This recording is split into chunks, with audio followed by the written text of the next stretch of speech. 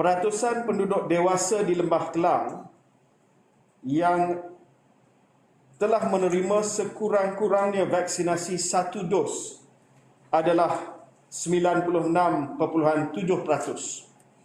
Manakala penduduk dewasa di Lembah Kelang yang lengkap divaksinasi telah menerima 2 dos adalah seramai 37.5%.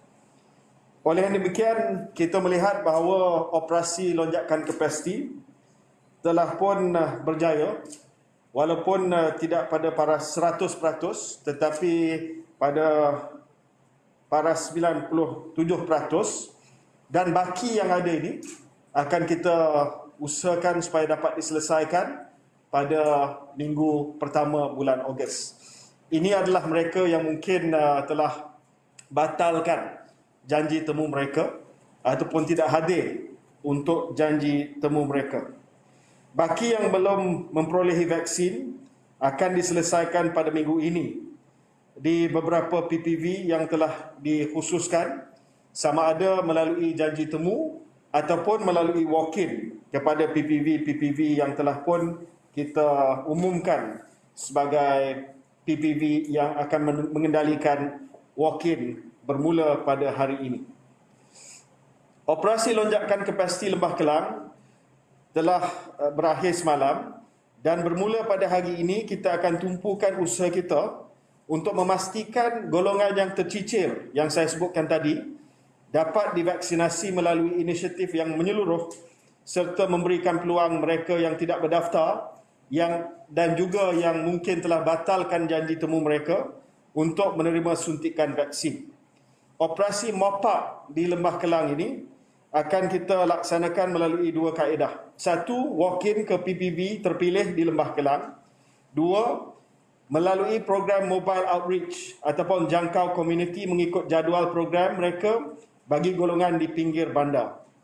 Selain mengutamakan golongan berusia dan individu komorbid, kita juga telah membuat pengasingan bagi PPV untuk warga negara Malaysia dan juga bukan warga negara bagi memudahkan kawalan terhadap orang ramai.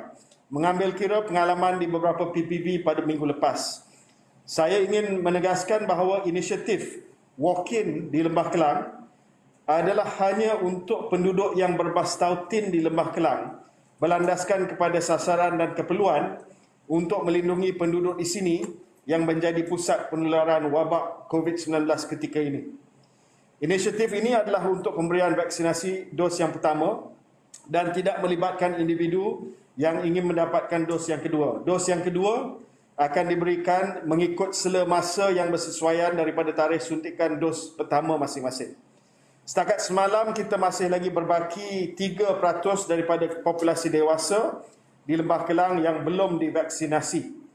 Jadi bermula pada petang ini pukul 2 petang, warga negara Malaysia berumur 40 tahun ke atas atau individu yang mempunyai komorbiditi yang tidak mempunyai sebarang janji temu, tidak berdaftar ataupun tidak telah membatalkan pendaftaran mereka, boleh walk-in ke 9 PPV yang telah disenaraikan.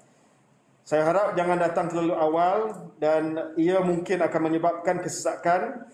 Inisiatif ini akan berlangsung sehingga 22 Ogos, di mana kita menyasarkan dalam tempoh ini semua yang tercicir akan dapat selesai menerima vaksinasi mereka.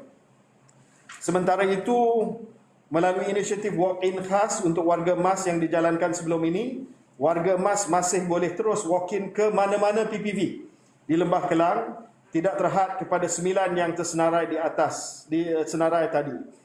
Butiran janji temu kedua dos kedua mereka akan dimaklumkan kelak dalam My Sejahtera. Jadi warga MAS di Lembah Kelang yang masih lagi belum menerima vaksin boleh pergi ke mana-mana PPV.